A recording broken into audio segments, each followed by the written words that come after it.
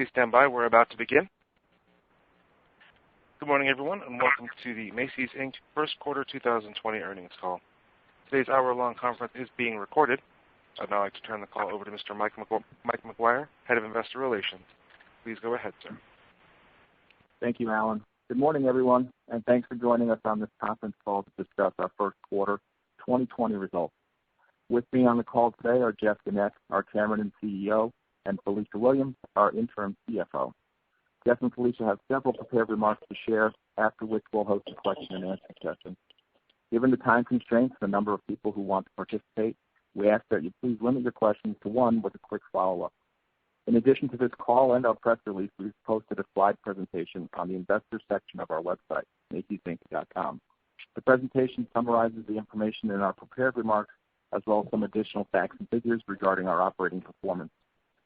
I do have one housekeeping item to share. We'll be releasing our second quarter results and hosting the associated earnings call on Wednesday, September 2nd, before market open.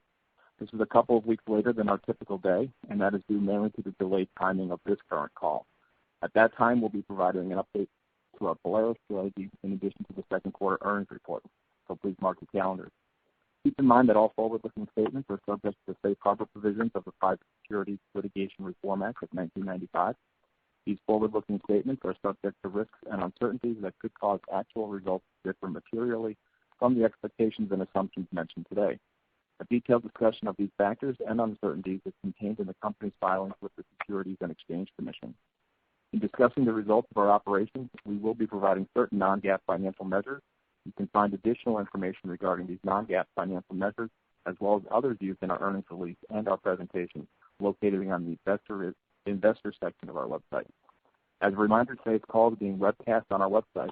A replay will be available approximately 2 hours after the conclusion of this call, and it will be archived on our website for 1 year. Now I'd like to turn this over to Jeff. Thanks, Mike, and good morning, everyone, and thank you for joining us.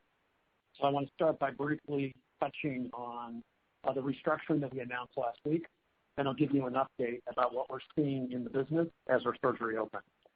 Felicia will walk you through our final first quarter results, and I will give you a quick update on the Apparel strategy, and then we're going to open up the line for your questions. As you know from our previous communication, COVID-19 significantly impacted Macy's as our stores were closed from March 18th through May 4th. As we reopened stores, sales started out strongly than we initially modeled. However, with the recent COVID development, we do anticipate a gradual recovery now that most stores are open. Macy's Inc. will be a smaller, more leveraged company for the foreseeable future. We have taken a series of actions over the past 3 months to get the company on a stable financial base. We cut our weekly cash burn rate, including significantly reducing payroll through the furlough process.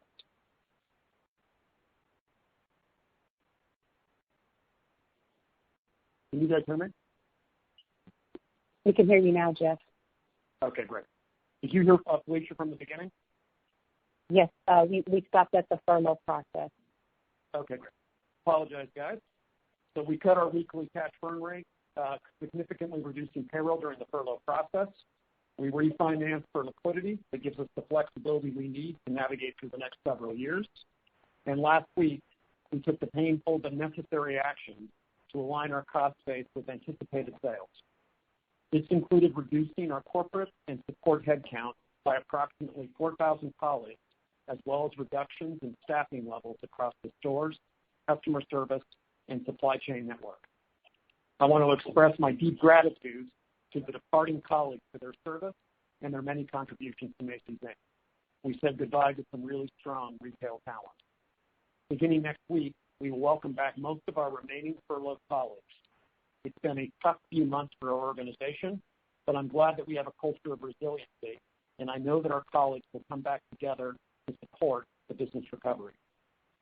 So Felicia's going to take you through the details of the first quarter, but as we are now well into the second quarter, I want to give you a sense of how business is looking. Nearly all of our stores reopened. In fact, only 6 Macy's brand stores remain closed. As mentioned earlier, initial sales trends as stores reopened were stronger than we modeled, with a few encouraging signs. In most stores, we saw steady, modest improvement in sales on a weekly basis.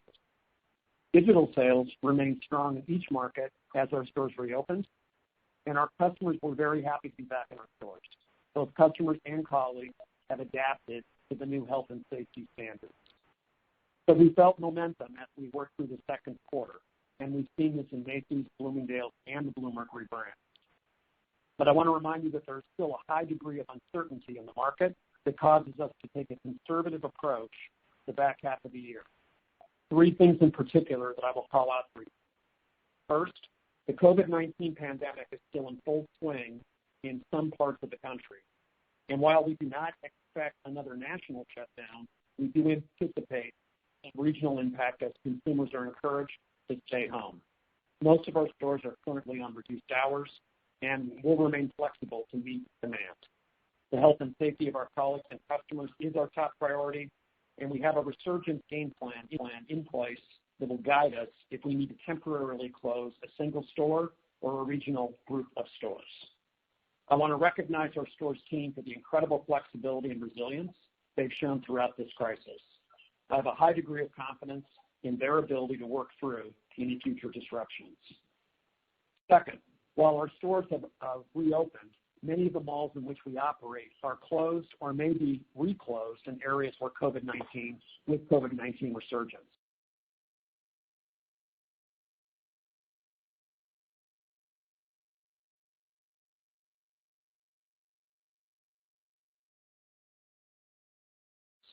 And in malls that are open, many of the other stores and services remain closed. This does impact our store traffic. Third, we are seeing that our large urban and flagship stores are opening more slowly than the earlier stores. There are 2 reasons for this. First, these stores are located in dense urban areas that were most affected by the pandemic. And second, the virtual disappearance of international tourism spending, which we do not expect to recover anytime soon. So overall, our stores remained reopened stronger than we modeled. The weekly improvement that we were seeing has started to modulate. Our stores are now running down about 35%, and based on where the pandemic may or may not go, we are taking a conservative view and pulling that trend through the back half of the year. If trends improve, we will react aggressively to meet customer demand.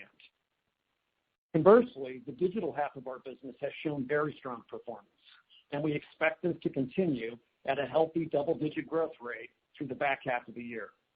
By all metrics, sales, traffic, conversion, mobile engagement, and new customer acquisition, we're pleased with the results of our digital business.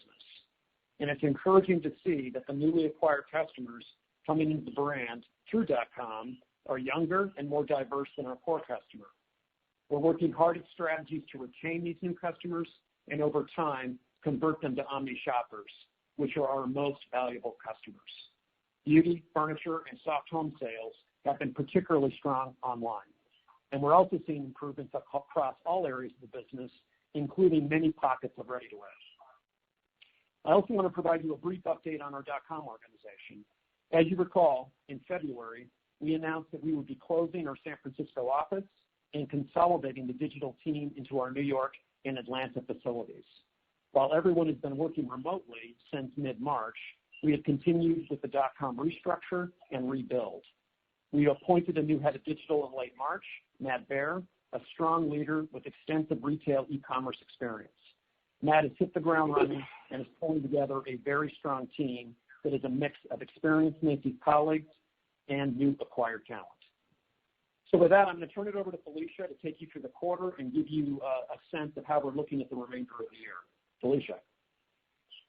Thank you, Jeff, and good morning, everyone.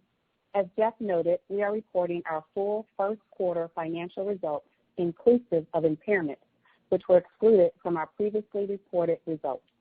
I will touch on these impairment charges in just a moment. As previously discussed, the story of the first quarter was dictated by the COVID-19 pandemic. Its effects have been far-reaching, and we will continue to feel its impact on our results for the foreseeable future. To summarize the first quarter, we delivered sales of $3 billion, a decrease of 45.4% on an owned plus licensed comparable basis, as our stores were closed from March 18th through the end of the quarter. we generated credit revenue of $131 million, down 24% from last year. Gross margin was 17.1%, down more than 21 percentage points from last year, and includes an approximate $300 million inventory write-down, primarily on fashion merchandise. We recorded nearly $1.6 billion of SG&A expense in the quarter, an improvement of 24% from last year, given the store closures and our furlough of colleagues. But this is an increase of 15 percentage points on a rate basis compared to last year. We also recorded asset sale gains of $16 million in the quarter versus $43 million in the first quarter of 2019. Additionally, we recognized impairment and restructuring costs of more than $3.2 million, net interest expense of $47 million, and a tax benefit of $576 million, representing an effective tax rate of 13.9%. Summing it all up, we saw $630 million of adjusted net loss in the quarter versus income of $137 million last year. Adjusted EPS was a loss of $2.03 in the quarter compared to income of 44 cents last year, of which asset sale gains represented EPS of about 4 cents and 10 cents, respectively. There are several items to which I want to call your attention. First, let me briefly touch on the impairment charges we took in the first quarter.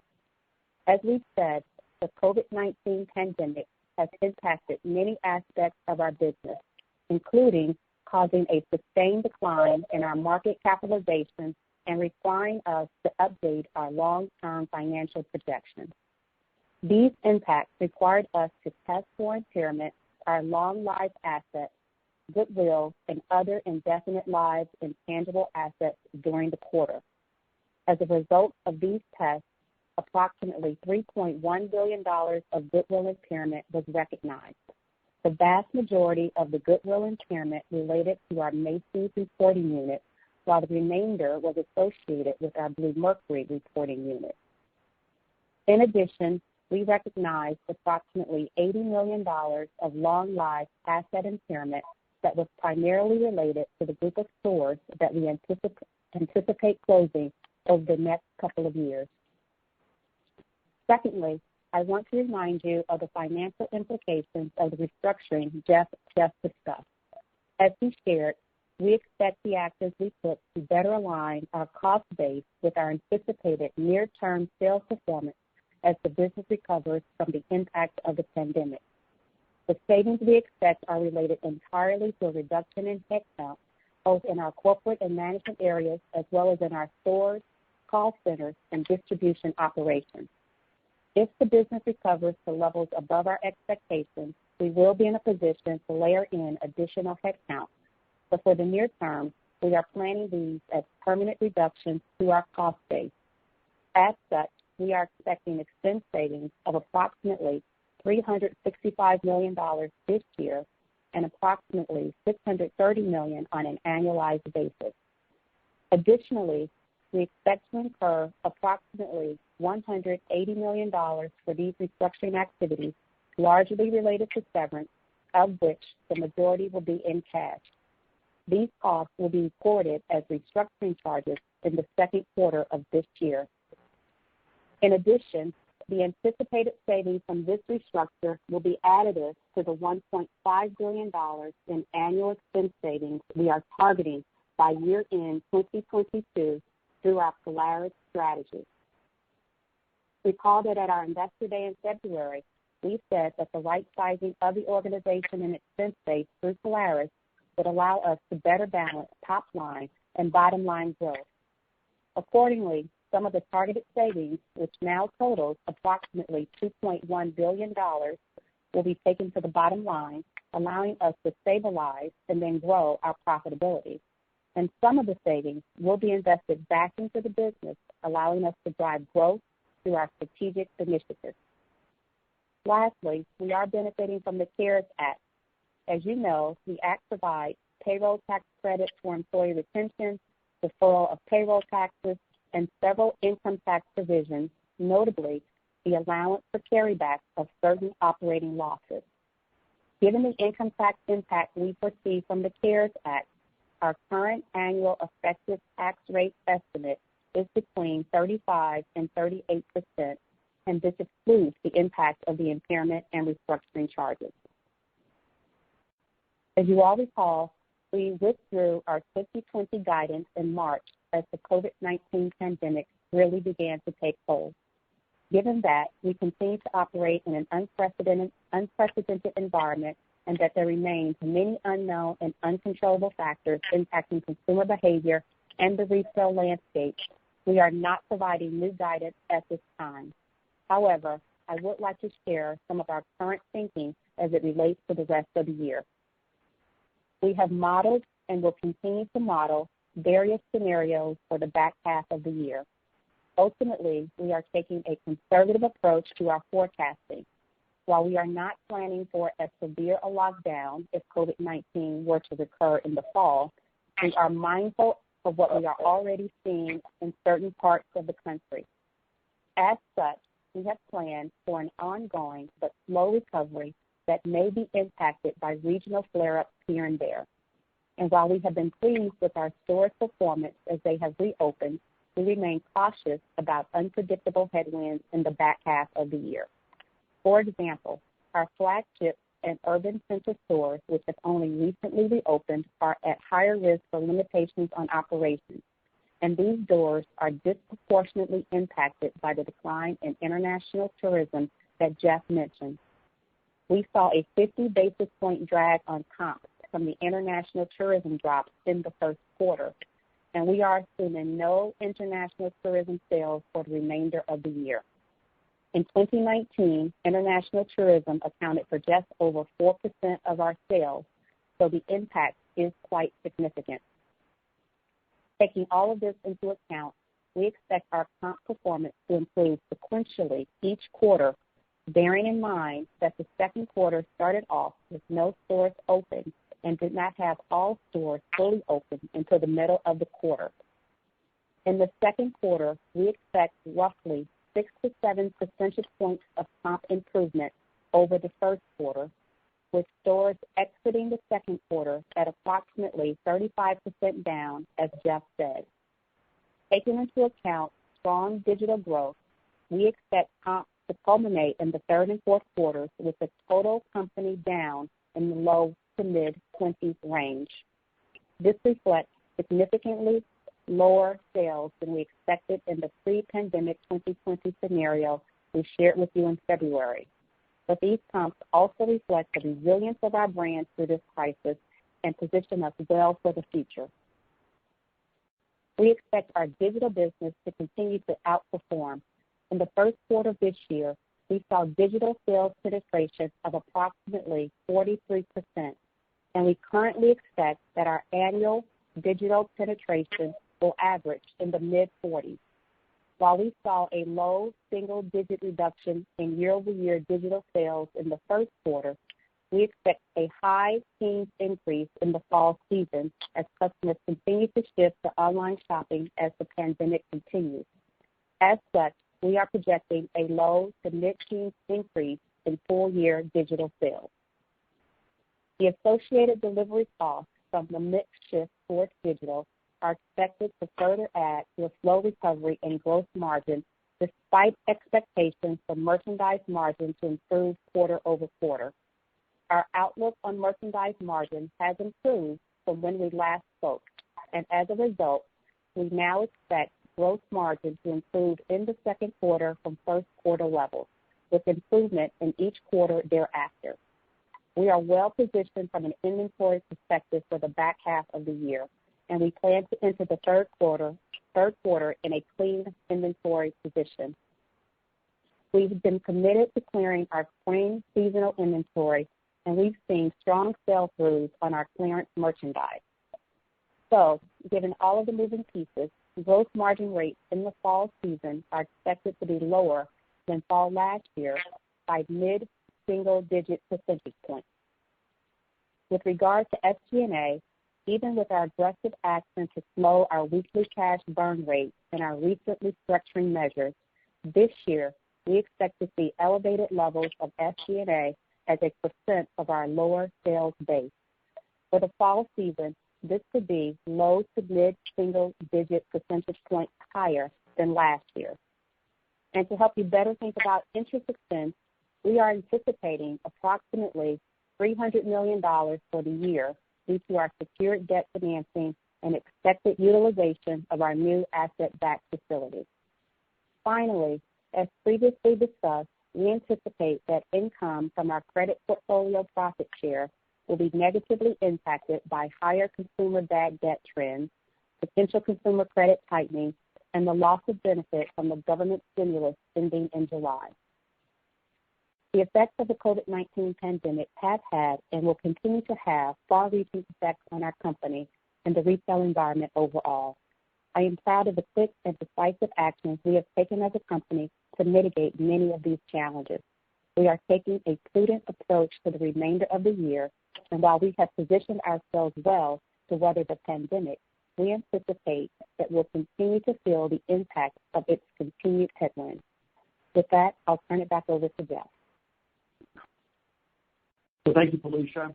So before we open up the line for questions, I do want to give you a sense of how we're looking at the Polaris strategy that we announced in February, including what you can expect from us in a detailed update on September 2nd. So Polaris is the right strategy for us, but the COVID-19 pandemic intensified and accelerated customer behavior shifts that were already underway. And the sales impact has caused us to rethink where best to invest our resources.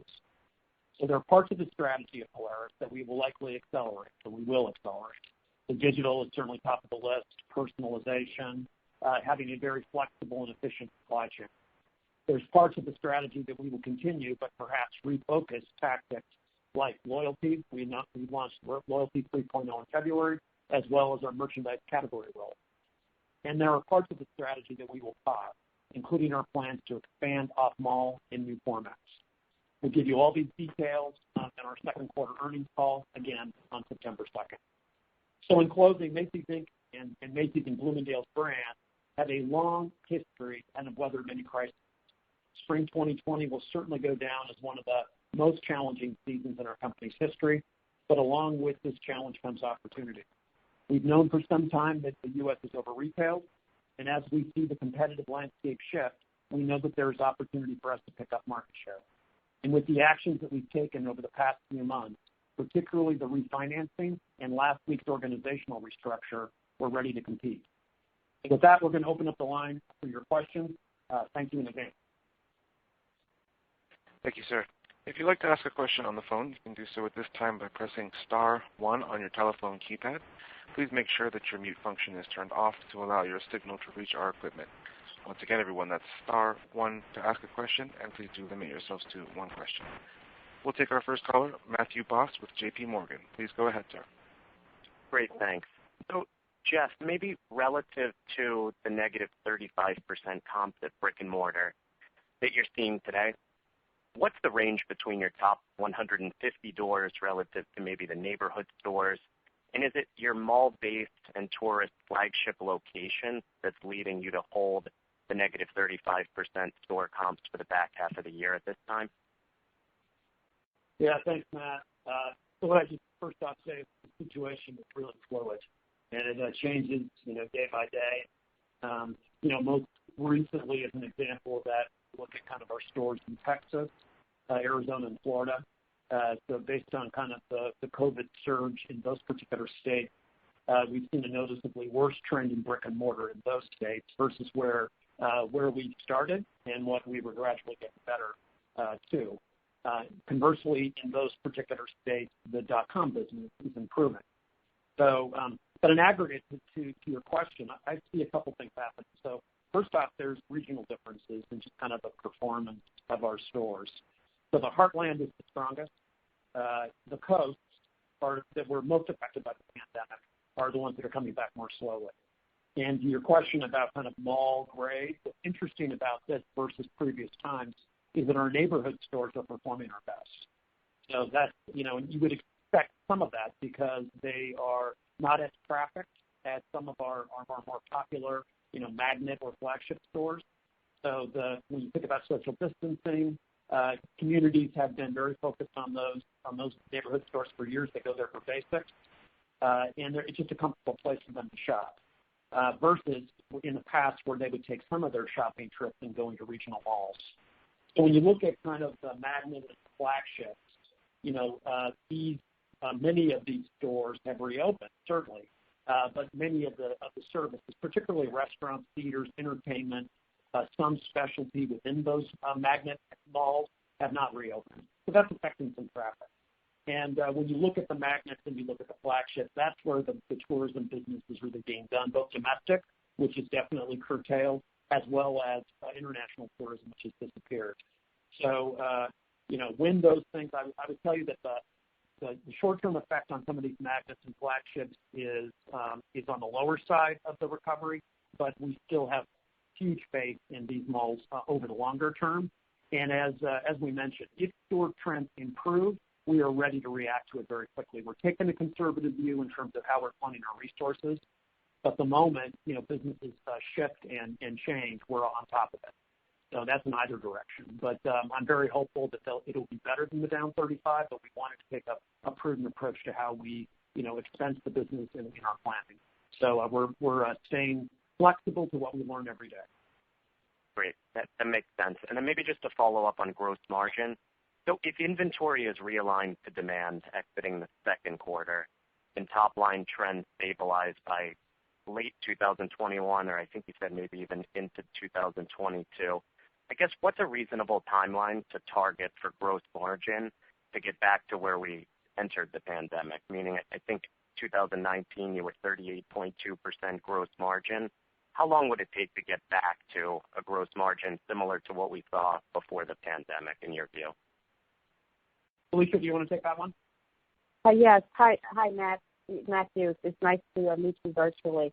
And so we have, as Jeff discussed, because we are modeling a slow recovery, we've talked about the fact that we may not get back to our normal environment until the end of 21, possibly entering in 2022. And as you can imagine, modeling and predicting beyond the current year is very difficult given the headwinds that I outlined earlier. And so I can't tell you precisely when we could get back to that 38.2% level, but I can tell you that, reiterating that for Q2 gross margin, we are expecting to improve relative to Q1 and then get sequentially better thereafter for Q3 and Q4. It's just too soon for us to give you any definitive projection beyond the fall of this year. Great. And now what I'd add to that is that we'll give you a update on this on gross margin in Q2 on our Q2 call. But obviously, the penetration of digital has certainly increased as a penetration of our total business, and so we've got lots of strategies about how we cover that. But we certainly have lines of sight on historical gross margin levels, and we're very committed to getting back there. Okay, sounds good. Thanks, Jeff. All right, next we'll go to Oliver Chen with Cowen.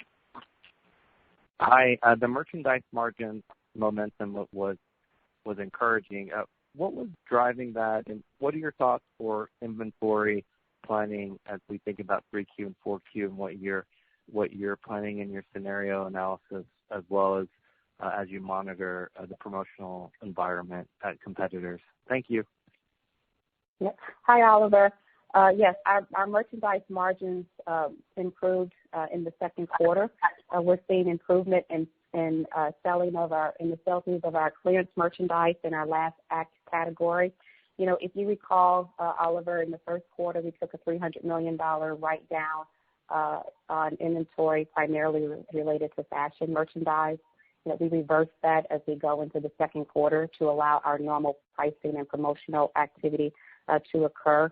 And so we have been pleased with the sell-through of the clearance merchandise, which really drove the improvement in our merchandise margins. As we enter the back half of the year, we are really confident that our stock-to-sales ratio will be in line in the back half of the year. And with our inventory down in line with expectations, I'm sorry, I'm getting a lot of feedback, sorry.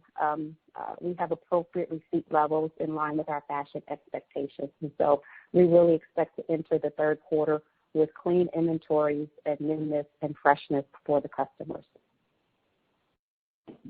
For Jeff, regarding the consumer environment and the evolving stimulus payments as well, and as you monitor unemployment, what are some factors that you're looking at in terms of what's in control with you planning your business and how much the stimulus may have helped in the near term? So I think as Felicia said in her comments, when you look at the stimulus checks, and we certainly think that helped our business both online as well as in our stores as they reopened. So we're watching that carefully. We're obviously watching the unemployment rates carefully. We're watching all the customer behavior. I think one of the encouraging things about what's happened to our business during COVID is the amount of new customers that are coming into our brand. And so you particularly see it online. And what we're seeing is a younger, a more diverse, and a customer that has slightly lower income than our core customer. So our big opportunity is how do we hold on to those customers beyond that first transaction? How do we get them to be an omni-channel customer, over time? And so we're very focused through our marketing and personalization technique to see that behavior.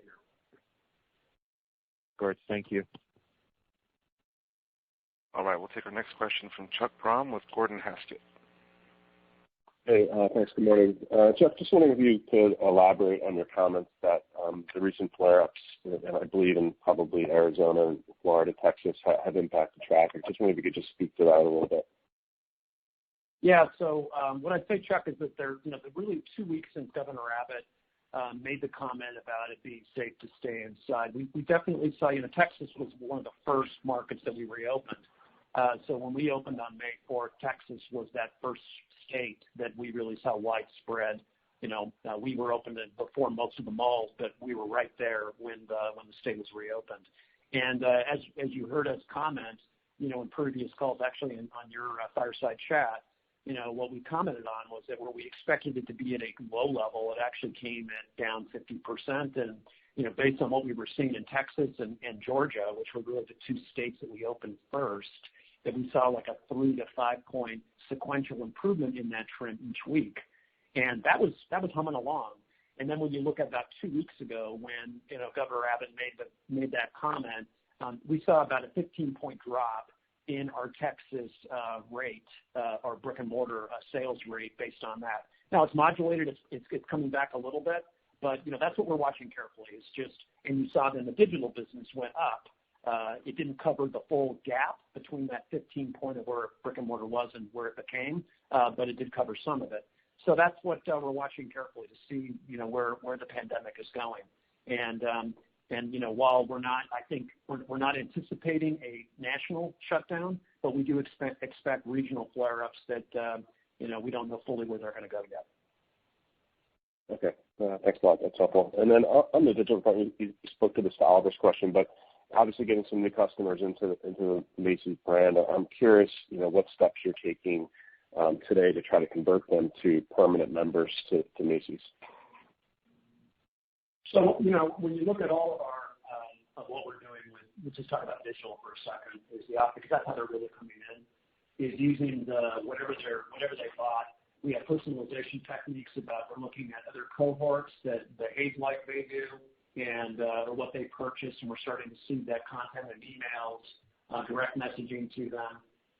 We're really focused on I think our digital experience has gotten much better for all customers, and it's certainly more attractive to our new customers. So if you look at the content of our PVP pages, if you look at our checkout operation has been better, our click-through rates have been better, our sell-through rates have been better. We're really focused on having more of a seamless checkout.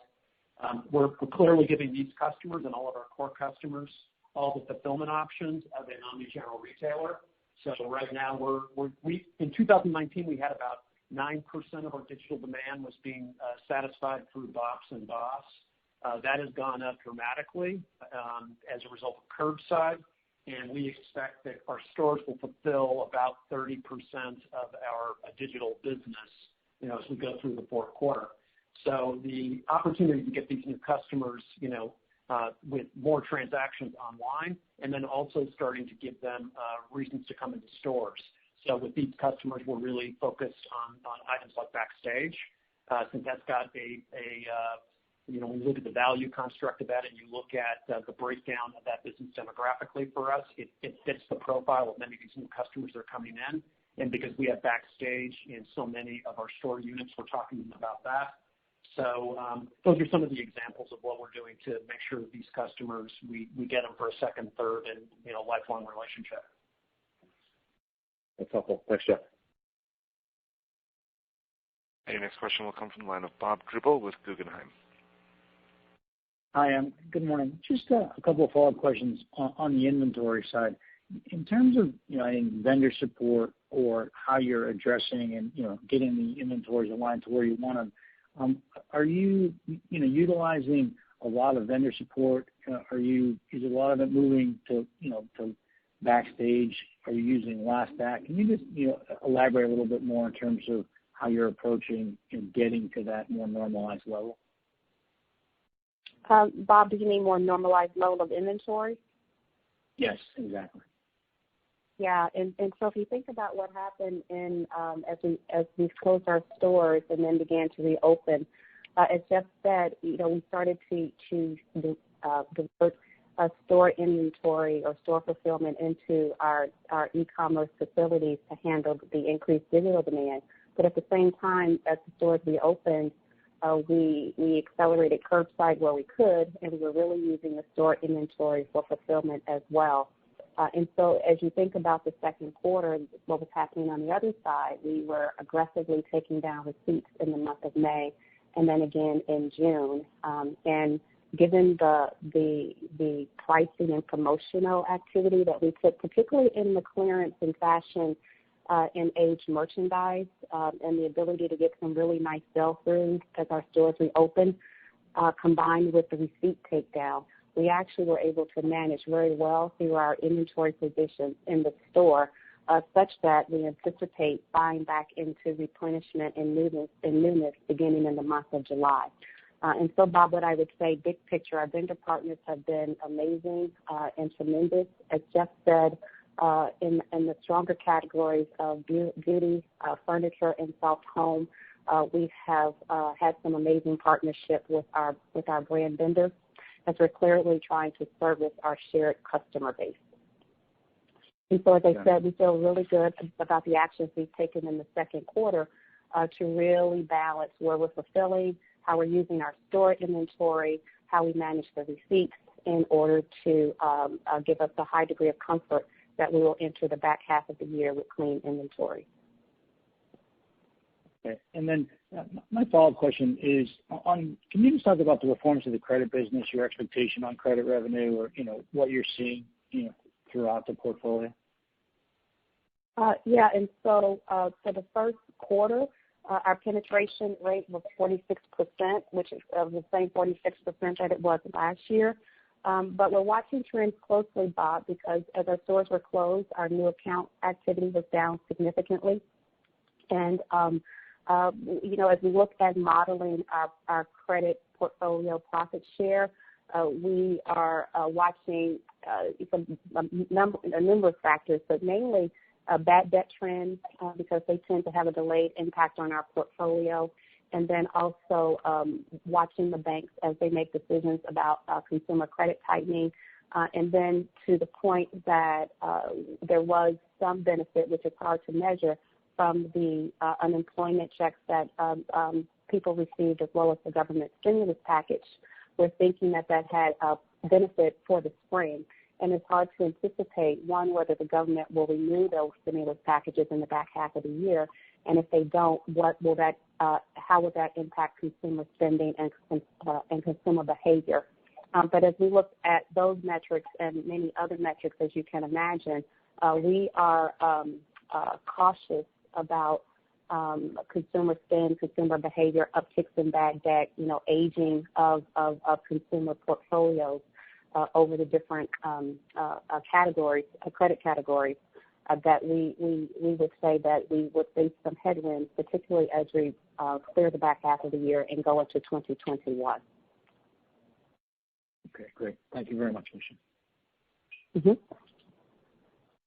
Okay, next we'll go to Omar Saad with Evercore ISI. Thanks, Jeff. Thanks, Alicia, for taking the question. A couple areas I'd love to get a little bit more detail. First on the 3,900 corporate headcount reduction, maybe you could talk a little bit more, as a percentage of the total corporate headcount, what are we talking here? And, what types of positions? Is it just a broad-based kind of percentage cut across the board? Or is it more the merchant and buying organization or, financial planners and inventory planners? And does it reflect, is it just an across the board move, or does it reflect kind of a corporate restructuring and how you're going to reallocate the organizational structure going forward, given the ongoing changes and acceleration of changes? And then I have one follow-up. Thanks. Hey, Omar. So yes, when you look at the 3,900, it was about over 20% of the corporate headcount after we took the cuts from Polaris that we announced in February. So it was significant, and I would tell you that there was not an area of the company that we didn't touch. But to your question, there were certain areas in which we said, hey, these are areas that we have to be best in class. So we really looked at, when you think about the vision of the company, and you say that, our focus has been to fortify and grow our omnichannel advantage, and that's enabled by digital, by leveraging our brand banners when you think about Macy's and Bloomingdale's, from off-price to luxury. And so we really looked at, okay, what are those pieces of business that we want to be best in class at? So, best in class merchandising capability, which includes our private brands, and that protects our fashion leadership and our unique ability to curate fashion online. We really wanted to fortify, simple and convenient interactions on our digital platforms and in our stores. So making sure that the digital and the full omnichannel experience for our customers continues to get better. So we wanted to make sure that we were investing in that. And that was created, those two things, with really this laser focus on cost reduction and our opportunity to reinvest where the customer values it. So what you would see in the kind of the complexion of the 3,900 was obviously digital was not affected much, but other areas of the company where we don't have to be best in class took deeper cuts. And so all of them extremely painful. We really focused on spans of layers. You'd see a disproportionate amount in the vice president and above range, as well as a higher percentage and when you look at the manager and the director level, and not nearly what on the colleague, the customer-facing colleagues. We really tried to keep those as intact as possible. Now, those were elastic to sales. And so when we have a lot of flex, colleagues, we have colleagues that can go, it can expand hours. So wherever the volume goes, we have opportunities with those colleagues. But, the bulk of our cuts, the 3,900 was really at the corporate level, as well as some of our regional leadership. And it was really at the levels that I was talking about. That's helpful. And then I also wanted to ask, I appreciate that you guys are giving an early view on the second half, the -20 to 25. It's helpful context. But if we think about, stores running at down 35, your sizable e-commerce business is growing, I think about bridging that gap. It seems like you're expecting, like you mentioned, some of the flare-ups and second waves. Is it more that's what's causing the kind of subdued forecast relative to maybe what current trends could build over the second half? Or is it more, do you have a view on a lack of demand as, consumers aren't going to work and wearing fashion as much, and the career business and other wearing occasions aren't materializing? You look at the composite of our sales, it definitely has shifted. So what I'd say is that it's the pandemic mostly that is affecting what I would say is our total trend. And so, and I think that will subside over time. And what at the department store, we have a unique ability to basically really accelerate those categories that are in favor. And so when you think about, home stores having a golden moment right now, I think every retailer is talking about that. When you look at how well big ticket is performing, people are looking around their house and looking for opportunities to update. So having, full service opportunities in big tickets suits a retail brand like Bloomingdale's and Macy's. Soft home categories have been extremely strong. beauty is just still, very, very strong. And when you look at the apparel categories, what's interesting is you've heard everybody talk about kind of active and casual. Those are stronger than they've been historically. And then you've got, categories, dress categories or dress up categories, suitings or dress shirts or social dresses that have definitely taken a hit. Luggage has taken a hit. Those categories are going to be compressed for a while, but not forever, I don't believe. And when you look at the emerging categories, like what we've seen online, we've got lots of, vendor direct categories that are new that we're going to expand and have a brick and mortar presence in. So, we're looking at as a department store opportunity to react to where the consumer is going on this. So to the base of your question, I think the trends are not a shift against categories the department stores sell. I think it's really about the pandemic and how can we make up what will drop in brick and mortar. We're going to make up a chunk of that through our digital business. We think this is going to be the most powerful digital fall ever. This is going to be the most, we're going to do more business on digital than ever, and it's going to test our entire fulfillment network, and that's what we're laser focused on right now. But I do believe brick and mortar will come back.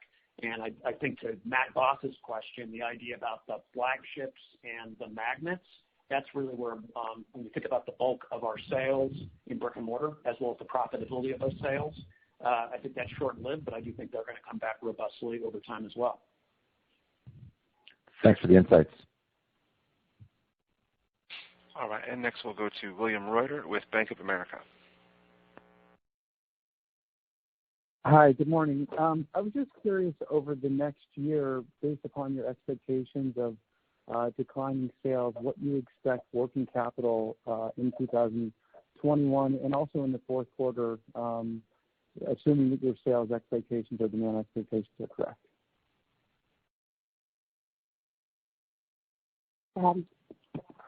I'll take that one. And can you just repeat the last part of what you said? I'm sorry, I'm getting a little bit of feedback. Sorry. I was wondering what your expectations of working capital based upon, the demand levels that you've assumed in your prepared remarks in the fourth quarter, and then assuming, the commentary about 2021 continuing to be somewhat challenging, if we would expect that working capital could still be a source of cash next year. I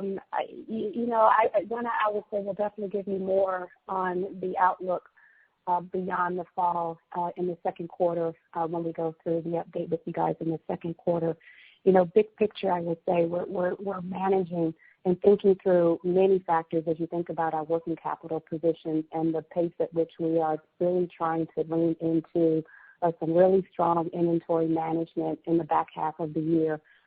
We're in this situation where as I said, we're being conservative, but we also need the ability to flex up to the extent that we see sales pick up and lean into receipts and categories that do well in the fall and going into holiday. And so we need to give ourselves some flexibility there. As you think about our working capital, part of the equation now is our ability to access double the amount of liquidity that we had last year with our new asset-backed facility, which gives us a lot more flexibility to make different decisions about how we manage the business going into the back half of the year and as we go into 21 and 22. And so although I can't give you specific guidance at the moment on our projected working capital, I'm giving you a sense of how we're thinking about the back half of the year and indicating that we do have some flexibility if we need to because of one, with respect to how we're managing our inventory, and two, just by the nature of the facility that gives us an opportunity to draw on it and then pay it down as needed. Okay, and then just a quick follow-up. When I look at your current liquidity, it looks extremely strong. However, you've recently taken some actions which potentially would increase your ability for additional liquidity actions in terms of securing some other real estate or assets. Do you feel like the current liquidity situation is sufficient, or will you potentially be looking for other opportunities to enhance liquidity throughout the remainder of the year? Okay. It's a great question, and I would say big picture, we are very pleased with our nearly $4.5 billion of new facility. we were able to leverage the strength of our asset portfolio. It was a somewhat complicated deal, as you know, but extremely cost-effective. But when we look at the totality of our liquidity situation, this financing has given us the flexibility and the liquidity to really fund our business and operating needs really for the foreseeable future, and that includes paying down the 2 towers that are coming up at the end of fiscal 20 and fiscal 21. And if you take a step back and just really briefly, it was important to us that over the past several years we have been aggressively managing our capital structure by paying down debt. And over the past 3 years, we have retired almost approximately $2.7 billion in public debt through buyback and tenders. And so the fact that we were able to use some highly valuable unencumbered assets to structure this nearly $1.5 billion of liquidity gives us a lot of confidence that we have, as I said, sufficient liquidity to run the business in the foreseeable future. But, having said that, I think we still have, if needed, we still have a remaining portfolio of assets to do another deal. And we are always, as part of our capital structure thinking and modeling, that's never 100% off the table. But given where we are today, I would say we are in a really good, flexible liquidity position. Thanks so much. Good luck. Thank you. All right, we'll go now to Carla Casella with J.P. Morgan. Hi, good morning. This is Sarah Clark on for Carla Casella. I'm just wanting to go back to the real estate piece. Are you all considering any more real estate sales?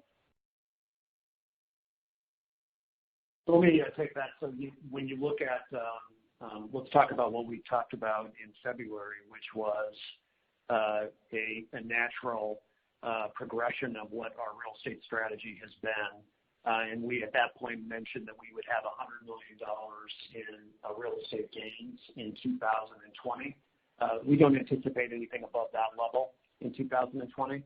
We're going to make sure that we know the value of these real estate assets during normal times, and is it the right market to sell all of them. We're obviously look at every piece of our real estate against our overall retail strategy, how that brick and mortar site fits into our brick and mortar strategy on a national level and our entire omni-channel journey, and how a brick and mortar affects the overall trade area demand for those particular zip codes. So we're always mindful of that. We always then look at the sales and profitability of that particular store and its value versus its value to operate. When you look at the monetization value versus the value to operate, we're looking at that with reduced levels in the profitability and pulling that through. But throwing all that in, our stores remain profitable.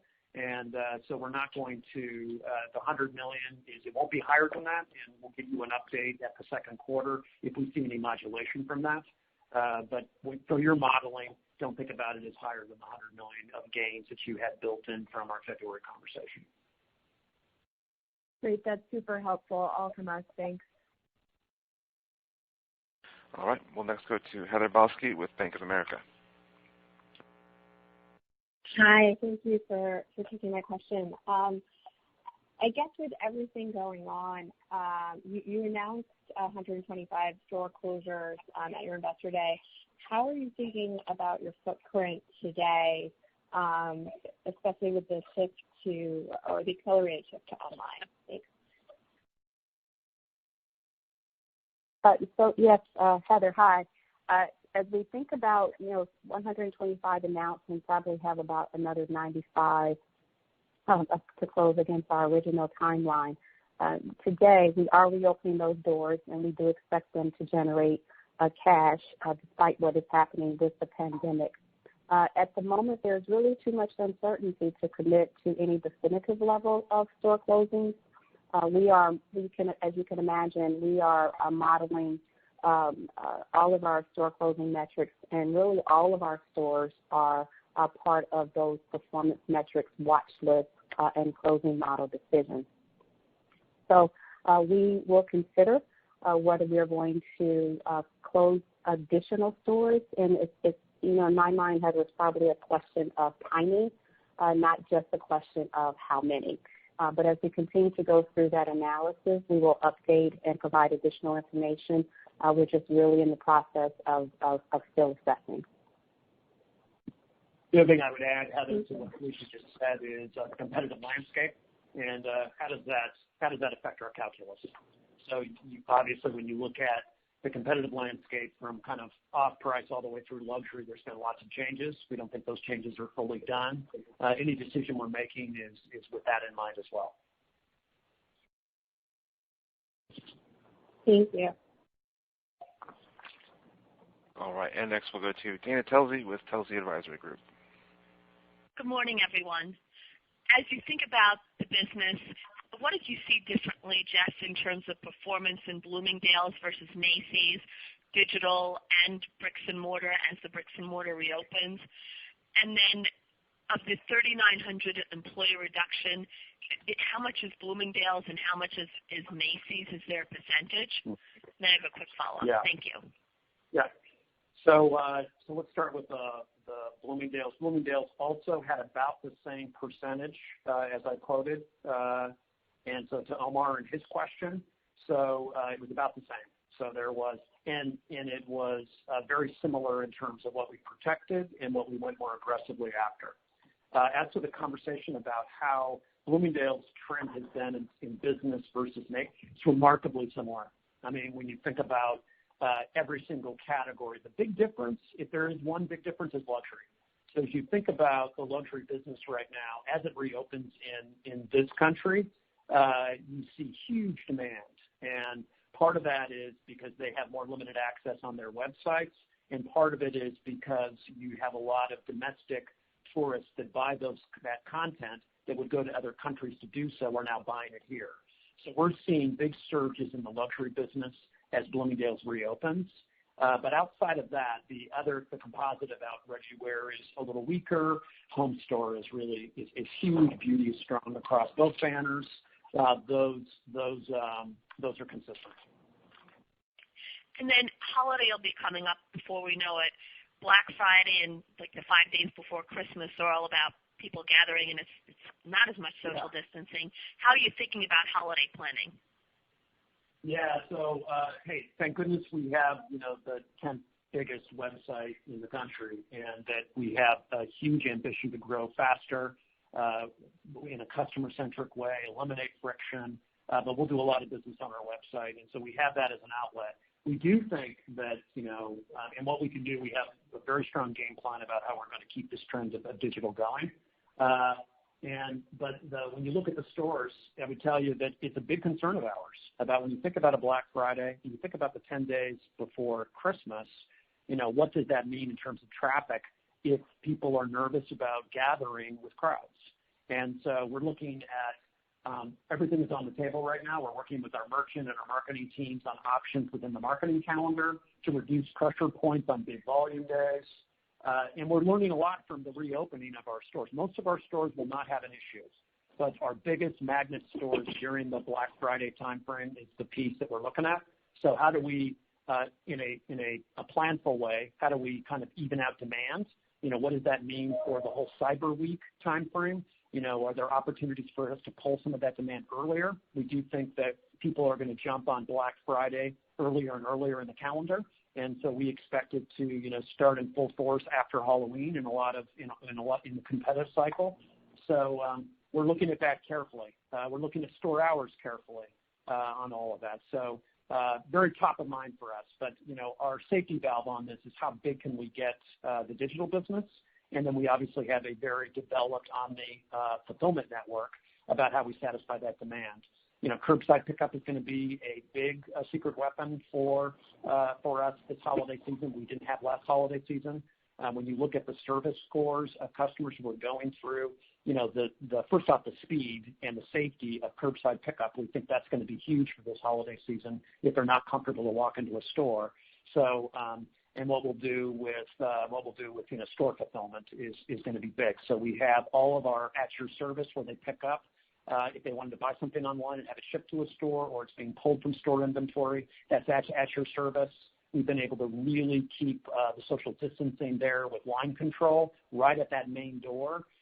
So if they do come into the building, we're going to be able to, protect even the most nervous customers with crowds and their concerns about that. So that's how we're looking at it.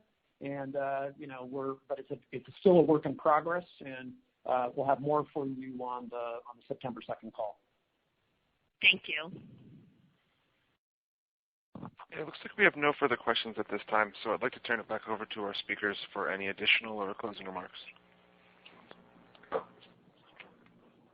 Thank you, everybody, for your questions and your interest in Macy's, Inc., and look forward to giving everybody a more robust update on the Polaris strategy on our September 2nd call. So look forward to sharing our story then. Thanks, everyone. And that does conclude today's conference. We thank everyone again for their participation.